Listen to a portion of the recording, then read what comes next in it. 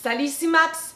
Aujourd'hui, c'est une vidéo spéciale du livre au film, en fait, du livre à la série Netflix. Et je vous parle de cette série You ou Parfaite, comme vous le désirez. Et si vous ne le saviez pas encore, cette série est basée sur le livre de Caroline Kepnes, You in English or Parfaite in French, en français, qui est un thriller que j'ai lu au début de l'année 2017, si je ne me trompe pas. Donc, ma vidéo sur ce livre-là existe encore, vous pouvez aller la voir, sinon, eh bien, restez avec moi. Par contre, en voulant comparer le livre et la série Netflix, eh bien, je ne pourrais pas m'empêcher de dévoiler des spoilers parce que je veux vraiment faire l'analyse du début à la fin.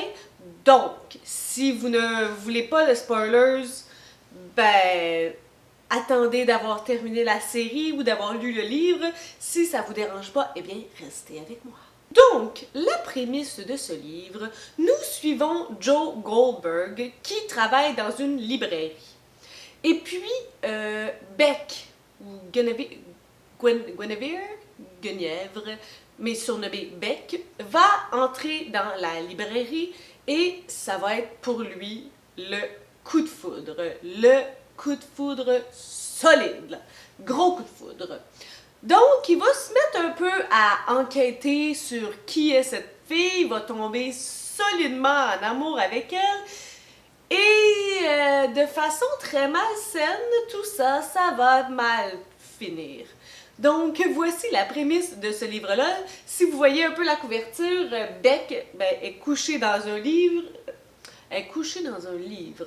Elle est couchée dans un lit et il y a comme un peu du sang là, dans le mot parfait, puis où ses cheveux aussi. C'est un peu sanglant.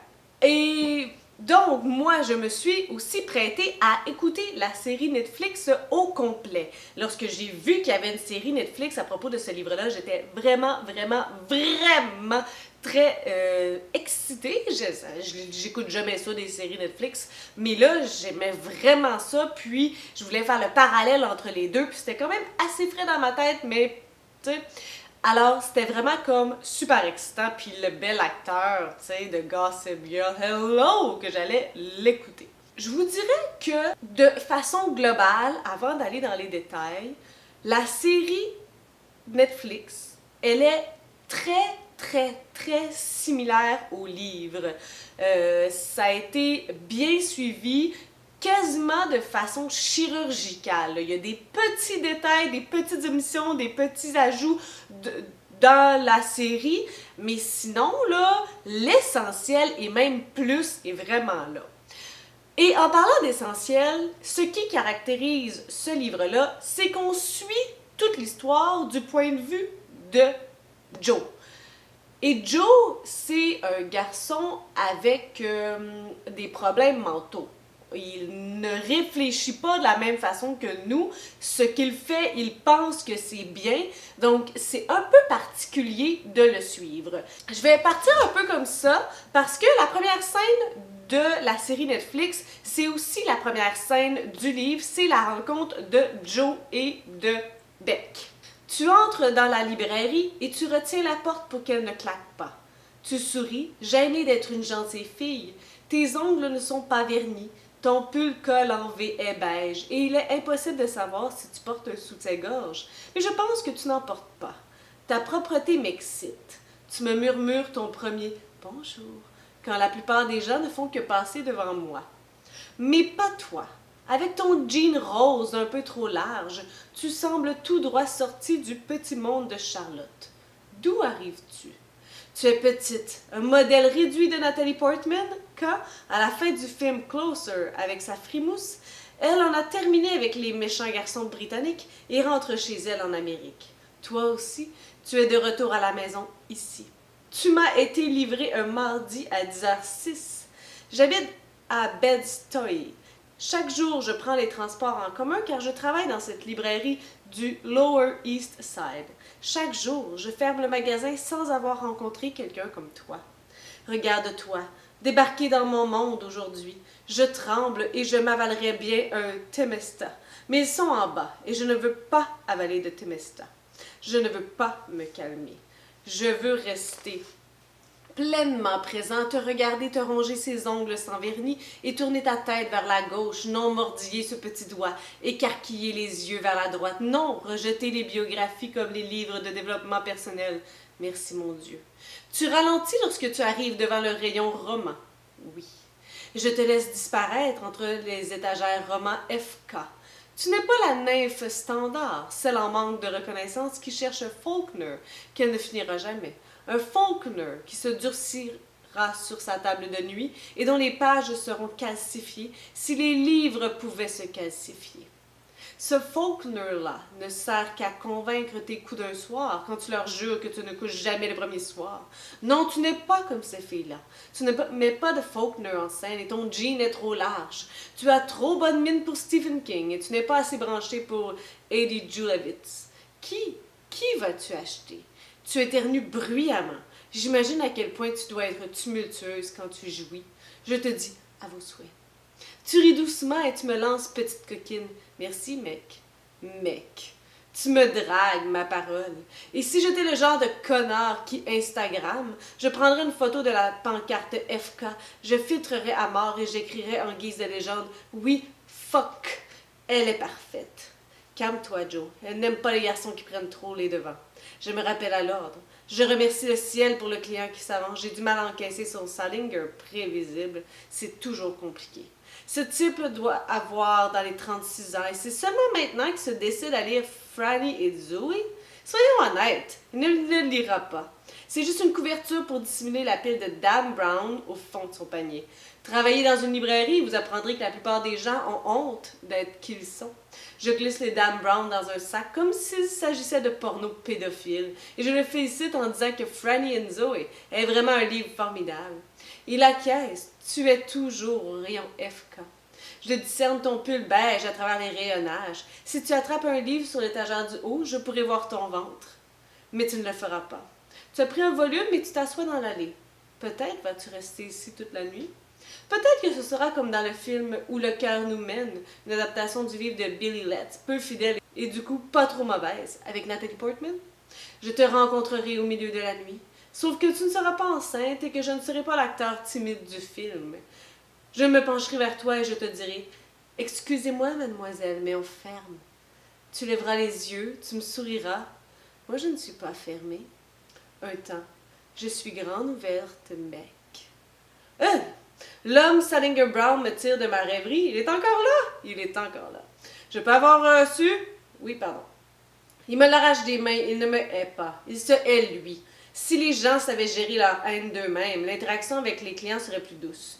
Tu sais quoi, gamin? Tu devrais être un peu moins arrogant. Tu travailles dans une librairie. Tu n'écris pas de livres. Tu n'es pas écrivain. Et si tu étais capable de l'être, tu ne travaillerais certainement pas dans une librairie. Alors retire ce sourire narquois de ton visage et apprends à dire « Je vous souhaite une bonne journée ». Cet homme pourra me faire toutes les leçons de morale de la terre. Et il restera toujours le mec qui a honte d'acheter du Dan Brown. Tu apparais à ce moment-là avec ton sourire de Natalie Portman. Tu as entendu ce que ce connard vient de me balancer. Je te regarde. Tu le regardes et lui me regarde. Il attend. Je vous souhaite une bonne journée, monsieur. Il sait que je ne le pense pas et il me déteste encore plus pour cela. Quand il est parti, je dis haut et fort parce que je sais que tu m'écoutes. Et bonne lecture de ton Dan Brown, connard. Tu t'approches des caisses. Je remercie Dieu que nous soyons le matin. C'est toujours mort le matin. Personne ne viendra se mettre en travers de ton chemin. Et à la fin de la rencontre, c'est « Tu n'es pas entré ici pour acheter des livres, Beck. Tu n'avais pas besoin de dire mon nom. Tu n'avais pas à me sourire ou à écouter toutes mes élucubrations. Mais tu l'as fait. Ta signature est sur le reçu. Ce n'était pas une transaction en cash, c'était un débit. C'est arrivé en vrai. J'appuie mon pouce sur l'encre humide du reçu et Guinevere Beck imprime sa marque sur ma peau. Alors, il y a vraiment une écriture assez particulière et un univers assez tordu. Je vous dirais que dans le livre, ça m'a pris environ 50 pages. Puis là, j'étais pas certaine si j'allais pouvoir continuer par sa charge émotive, sa lourdeur. Dans la série Netflix, je vous dirais qu'après les 3 premiers épisodes, j'ai eu des cauchemars. C'est comme vraiment, vraiment intense. suivre ses pensées, être dans sa tête, c'est vraiment très particulier. Donc, je vous dirais que si je compare l'aspect de ses pensées, de ses explications, de tout ce qu'on suit dans sa tête, c'est vraiment ce qui est le plus important dans le livre parce que c'est ça constamment. Je vous dirais que j'étais vraiment contente lorsque j'ai vu que c'était inclus dans la série Netflix. Au départ, c'est vraiment très important, il y en a beaucoup, puis c'est parfait. Je vous dirais que ça s'estompe un peu vers la fin, dans le sens qu'il y en a de moins en moins, mais c'est super pertinent pour nous, pour le suivre, puis pour tenter de le comprendre. Donc j'étais un peu déçue qu'il y ait comme une diminution de la quantité de ses pensées au fur et à mesure que la série avance. Parce que dans le livre, c'est très intense de A à Z. Et ça fait ça aussi de différent par rapport à tous les autres livres. Et ça fait ça de particulier. Ça fait vraiment comme on suit Joe Goldberg. Donc si je relate les événements marquants, je vais essayer de vous expliquer en même temps ce qui manque et ce qui est similaire. Donc, la rencontre à la librairie, ça, c'est pareil dans les deux, ben, très similaire. Par la suite, il y a la discussion au bar de Beck et ses deux amis. Et ses trois amis, je pense que dans la série Netflix, Peach arrive dès le départ, tandis que dans le livre, elle arrive un petit peu plus tard. C'est une mini différence. Donc, je crois que dans le livre, elles sont juste les trois, tandis que dans le film, elles sont les quatre. Par la suite, il y a le gros élément déclencheur qui est la soirée que Beck, elle est complètement ivre et qu'elle tombe dans les rails du métro et que Joe Goldberg la sauve. Ça, c'est vraiment un élément. Et c'est aussi l'élément de la rencontre avec Benji. Donc, Joe Goldberg va rencontrer Benji. Et ça fait tout ça, ça fait en sorte aussi que la rencontre de Benji avec Joe Goldberg amène Benji dans la cage. La cage expliquée aussi par le... c'est quoi le mot? Les souvenirs de Joe Goldberg avec Mr. Mooney, puis toute l'explication de quelle est la relation de Joe par rapport à cette cage-là et la relation de Mr. Mooney envers Joe. Une relation très particulière, très malsaine. Donc, il y a toute l'explication de ça. Il y a Benji qui est dans la cage pour les 3 tests, comme j'aime les appeler. Donc, le test des livres n'est pas aussi présent dans la série que dans le livre ici. Il lui demande qu'est-ce qu'il a lu dans sa vie, puis là, il fait passer des tests, puis Benji échoue. Il y a aussi le test du home soda. Donc, il lui fait goûter son home soda, puis il demande lequel qu'il tient, puis il échoue. Et il me semble qu'il y en a un troisième, là, je suis plus certaine. Mais en tout cas, il y a plusieurs tests que Benji vit et subit dans le livre et dans la série, et ils sont les mêmes.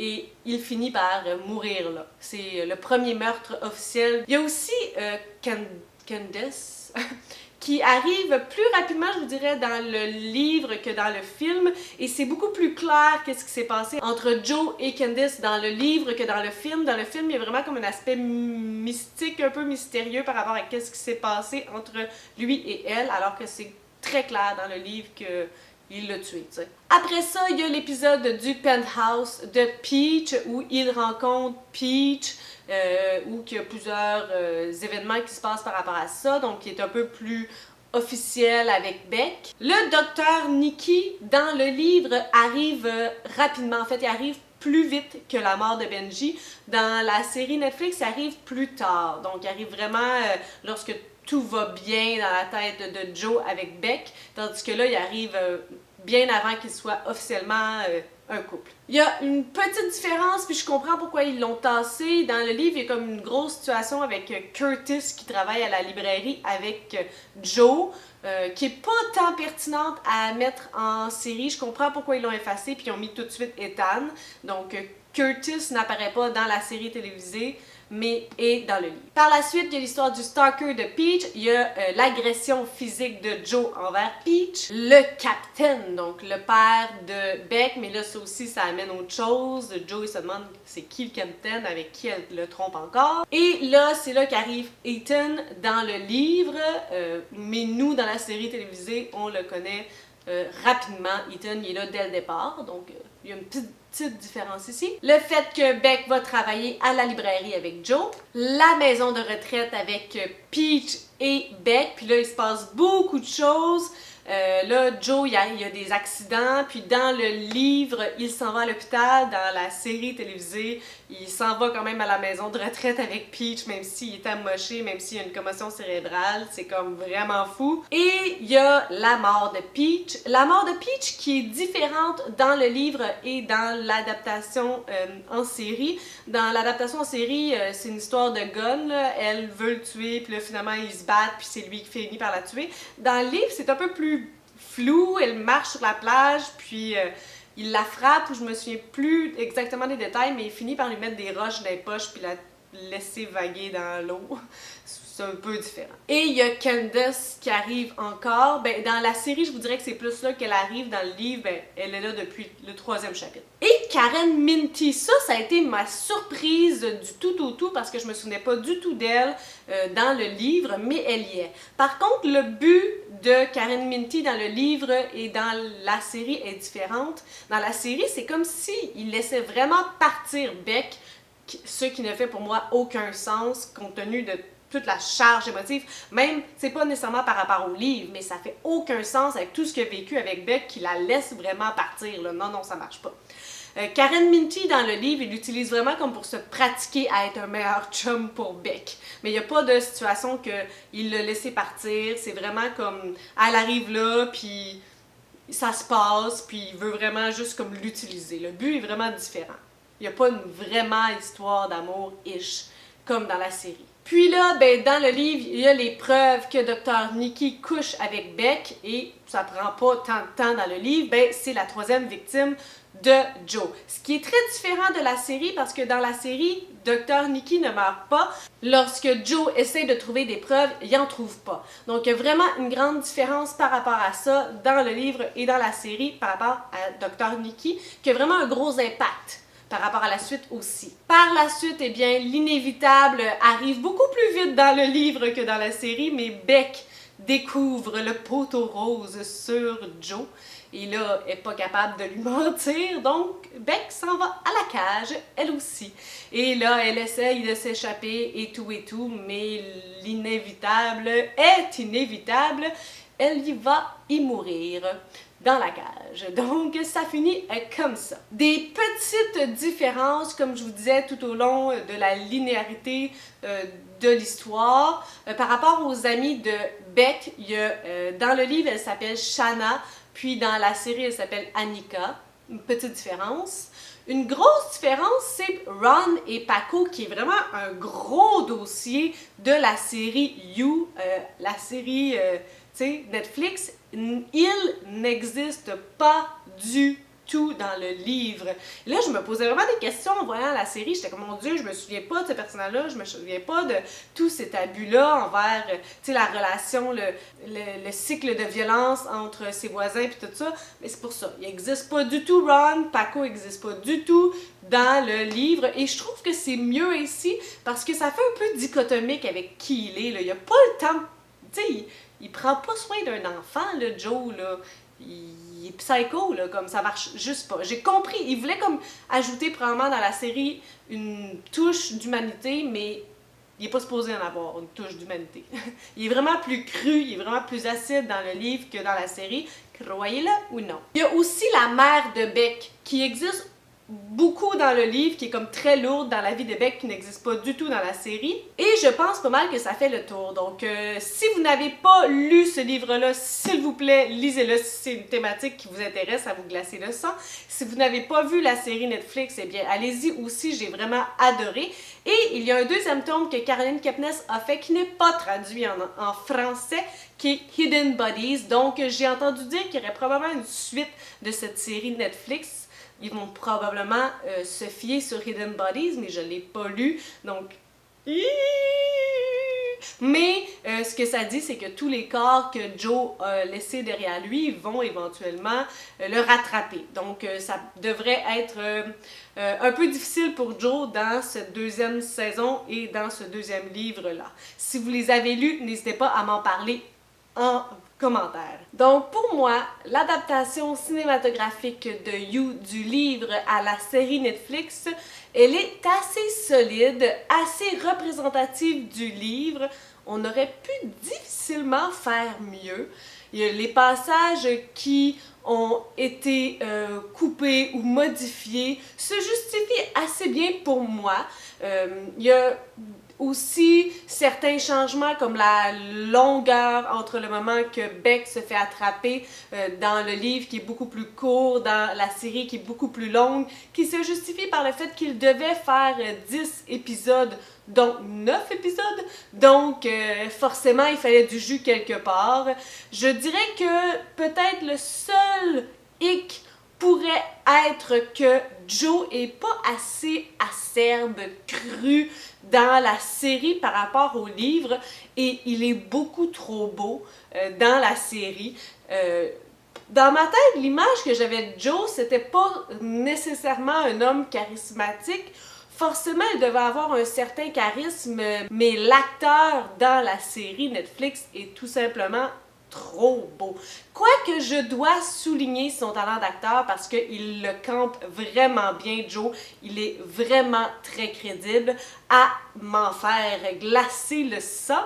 Sauf que dans mon imaginaire et dans ma représentation à moi de Joe, il devait être vraiment un peu moins beau et ouais, un peu moins stéréotypement parfait. Physiquement parfait, si je peux le dire.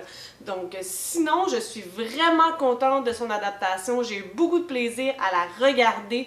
J'ai eu beaucoup de plaisir à lire le livre. Forcément, vous devez aimer les drames psychologiques, thriller. J'appellerais pas ça un thriller, moi, dans sa forme originale. J'ai un peu mal avec cette terminologie pour ce livre-là. Mais bon.